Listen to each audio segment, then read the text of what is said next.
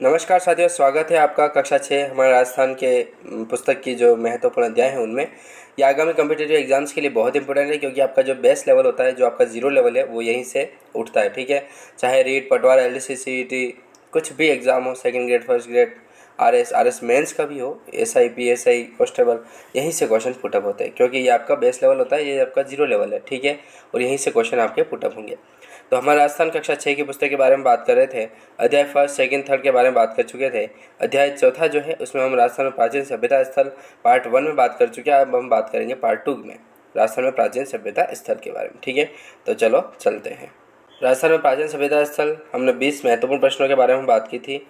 तो अब यहाँ से हम 21वां प्रश्न चालू करते हैं। धूल कोट की दीवारें किससे बनी होती थी? तो यहाँ दीवार पत्थर और मिट्टी से बनी होती थी, कालीबंगा के अंतर्गत धूल कोट की दीवारें कह रहा है। ठीक है, किस सभ्यता के मकानों से हमें 6 चूल्हे प्राप्त हुए? तो आहट सभ्यता जो है वहाँ से हमें 6 चूल्हे प्राप्त हुए हैं। एक परिवार में 6 चूल्हे मिलना किसका प्रतीक होता है? तो ये होता है सामूहिक परिवार का।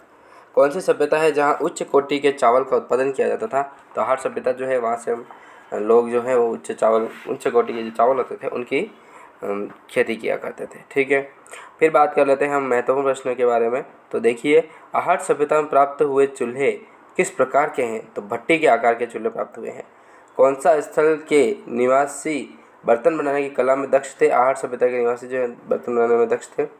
आहट सभ्यता से प्राप्त मिट्टी के बर्तन किस रंग के रंगे हुए थे? तो लाल भूरे रंग के थे।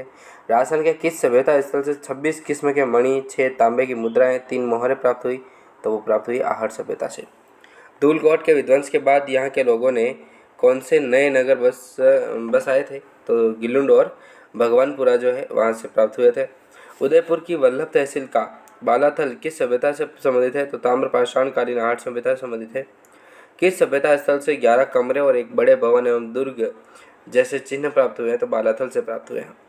बालाथल से ताम्र सभ्यता के अलावा और किस सभ्यता के अवशेष मिले हैं? तो लोहा के अवशेष मिले हैं, लोहाकालीन सभ्यता के।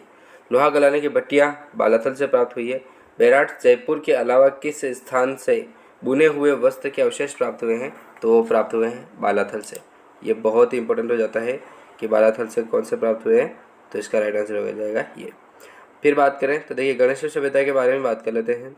गणेश सभ्यता को किस नाम से जानते हैं? तो ताम्र संचित संस्कृति के नाम से जाना जाता है। ठीक है, गणेश सभ्यता के अवशेष कहाँ से प्राप्त है? तो सीकर जिले के नीमका थाना तहसील जो गणेश नामक स्थान है वहाँ से प्राप्त हुआ था। गणेश से कौन से तांबे का उपकरण पश्चिम तथा मध्य एशिया में निर्यात किया जाता था? तो दोहरी परतदार शिरा वाले तांबे की पीन। ठीक है, ये बहुत इंपॉर्टेंट है, इसको याद रखना। फिर बात करते हैं गणेश सभ्यता से कितने प्रकार की मिट्टी प्राप्त हुई है? तो 2 प्रकार की मिट्टी प्राप्त हुई है। लोहाकालीन पुरातात्विक स्थल राजस्थान में कौन कौन से हैं? तो बैराट, सांबर, बागोर, रेड आदि हैं। बैराट राजस्थान के किस जिले में स्थित है? तो जयपुर में स्थित है।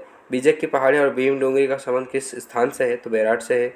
महाभारत काल में बैराट को किस नाम से जाना जाता था? तो विराटनगर के नाम से जानते थे। पांडवों ने 1 वर्ष का अज्ञातवास कहाँ बिताया था? तो विराटनगर में ही बिताया था। राजस्थान में मौर्य काल का प्रमुख केंद्र रहा है? तो बैराट रहा है। किस स्थान से अशोक ने भाब्रू शिलालेख एवं बौद्ध मठ के अवशेष प्राप्त हुए हैं? तो बैराट से ही हुए। राजस्थान के किस सभ्यता स्थल से एक कमरे से 36 चांदी की मुद्रा प्राप्त हुई है? तो बैराट से हुई है। नेक्स्ट महत्वपूर्ण प्रश्न आता है 47वां। 36 चांदी की मुद्राओं में से किसकी भारतीय यूनानी शासकों की है? तो 28 मुद्राएं हैं। 36 चांदी मुद्राओं में से कितनी मुद्राएं पंचमार्क है? तो 8 मुद्राएं पंचमार्क है। कहाँ की खुदाई से स्वास्तिक तथा त्रिरत्न चक्कर के चिन्ह आयुक्त अलंकृत घड़े, दीपक, नाचता हुआ पक्षी कौन सा होता है? नाचता हुआ पक्षी होगा। हमारे भी टेक्निकल स्टाफ थोड़ा यूँ ही है। पत्थर की संदूक, लोहे की कील एवं हाथ से बना हुआ वस्त्र प्राप्त हुआ है? तो बैराट से प्राप्त हुए हैं। ठीक है दोस्तों, तो ये महत्वपूर्ण प्रश्न थे। मिलते हैं नेक्स्ट वीडियो में, तब तक के लिए जय हिंद।